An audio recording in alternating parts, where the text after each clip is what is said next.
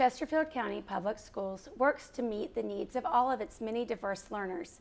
We're here today with Mr. George Fohl, Coordinator for the Office of Gifted Education, to discuss the gifted education identification process and the supports that are available to our students who are found eligible.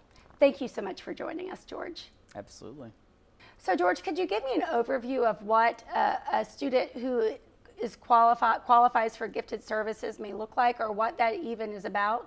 Sure. Gifted education is a comprehensive way that we can really help students learn better.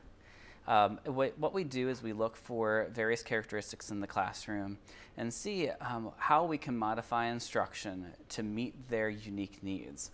Now, the problem comes when we try to develop a checklist that says, like, this means this kid is gifted, but this doesn't. Because quite frankly, just as you and I are different and have different aspects of our personality, so are gifted children. So one gifted child might be the straight A student who loves, to do science experiments on the weekends, and another gifted student could very well be someone who is very quiet, doesn't say much, but loves to read, and no one would ever know. So, as a parent at home, if I think that my child might be gifted, or if I just want to know more about it, like, what should I be looking for? I would look for an intense passion for something, whether it's learning a specific subject. I mean, sometimes if they have a certain passion, like if they love race cars, for example, they will eat, breathe, and sleep race cars for weeks on end, and everything else falls to the side. That's one indicator that a parent could look for. Sometimes we look for a really advanced sense of humor. If they get sarcasm and they start making jokes that are more of an, I would say expectations of like a middle school child, then you might be looking at a gifted learner. That's one of the things that I would always look at when I was in the classroom, of the sense of humor of the children. But then you could see what your child does in their spare time, what their interests are, and how much of a passion they have towards those. So if I do suspect that in my child, then is there something I can do, someone to contact? What should I do as a parent to kind of check out to see if someone else is seeing that?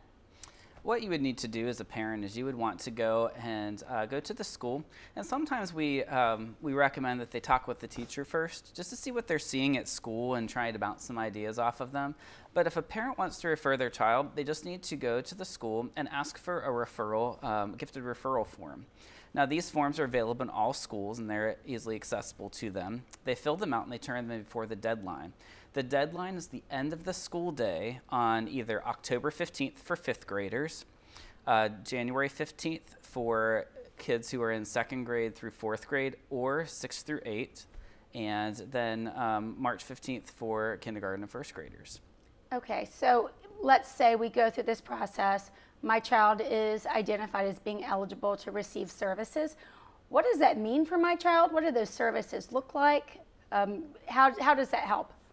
Well, initially what we do in Chesterfield County is we determine if a child has evidence based upon various assessments that we give, like an aptitude assessment or a creativity assessment. But we also look at the performance that the student has done in class, whether it be grades or brand new this year would be work samples, so that we get a comprehensive look of the child. And we determine if that child is eligible for gifted services. And what that means is they would be eligible to be placed in clusters of gifted learners in their home school for differentiated instruction. And that is instruction that is challenging or complex, that really pushes them to grow and learn and reach their maximum potential. We also have another option.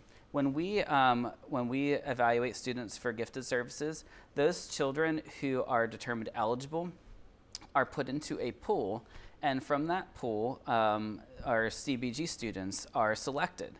And so there is another opportunity for those students also. To just get a little bit more. So if I have more questions, or I want to learn a little bit more about this, who should I reach out to? We have a lot of resources available to parents if they want to know. I would recommend going to mychesterfieldschools.com. The gifted site there has a lot of information for parents regarding just various deadlines and processes in place. They can also reach out to my office, the Office of Gifted Education, and we will be more than happy to answer any questions they may have. I would tend to stress that those are good sources for information. Sometimes social media can be unreliable, and that way you get the truth from the source. Absolutely, and you can get any kind of questions clarified.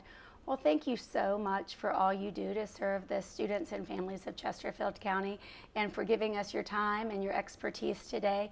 And thank you for joining us on Engage Chesterfield.